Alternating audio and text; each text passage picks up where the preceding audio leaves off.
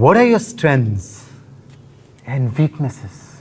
Sir ये सबसे चूतिया सवाल है सर. सबसे पहले तो स्ट्रेंथ है ही नहीं. In English, please. I'm telling you. Why will I tell you my weaknesses? मैं आपको अपने स्ट्रेंथ वीकनेस के नाम पे बताऊंगा. You know, जैसे English. I'm a perfectionist. मैं वर्कोहॉलिक हूँ.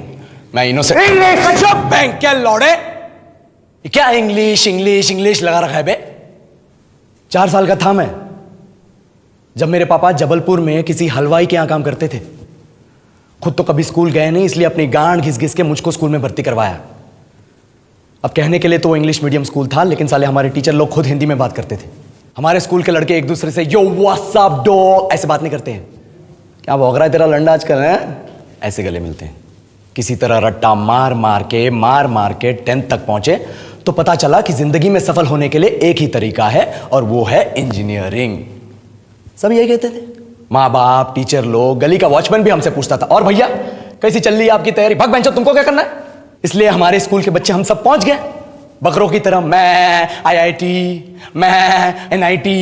अरे जिस बच्चे ने अपने बाप को जलेबी तलते देखा है वो तो यही सोचेगा ना कि जिंदगी में पैसा ही सब कुछ है.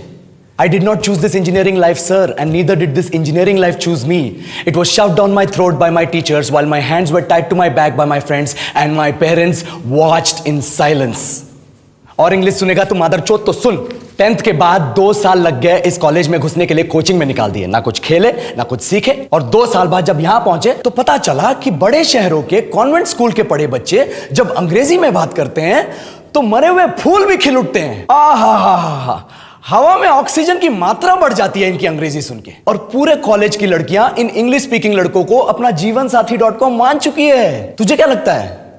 मुझे कभी लगा नहीं कि मैं अपनी अंग्रेजी पे काम करूं, अपनी पर्सनालिटी पे काम करूं. बहुत लगा. ये चूतिया इंडस वैली सिविलाइजेशन का जो एजुकेशन सिस्टम बिठा के रखे हो, जिसमें हर साल में 10 सब्जेक्ट, हर सब्जेक्ट में theory, practical, viva, lab work, external, internal, majors, minors, assignment, project, thesis, गांड मार के रख ली हमारी.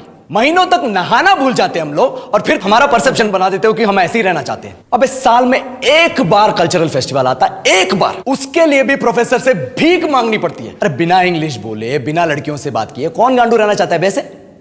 पर टाइम कहां है कुछ सीखने के लिए? लगे पड़े हैं कोडिंग सीखने. 3 लैंग्वेज सीख रहे हैं अलग अलग इंग्लिश छोड़ के. लेकिन जब प्लेसमेंट्स की बात आई तो सबको एप्टीट्यूड चाहिए, पर्सनैलिटी चाहिए, इंग्लिश स्पीकिंग चाहिए. It is not that we can not speak English, sir. We are just very conscious of our diction and our pronunciation and we are not confident to speak in front of anyone else. If the curriculum was a little bit diverse, if the engineering colleges in our country focused on our all round development instead of functioning like a goddamn factory that is just mass producing robots by killing their dreams and handing out degrees, I would not be sitting here in this pointless HR interview, the likes of which exist only in our country. ये लो sir, बोल दिया मैंने 4 और line अंग्रेजी में. अब बताइए, क्या मैं आपके मल्टीनेशनल कंपनी के लायक हूं? Do I have the potential to be a slave of your esteemed organization?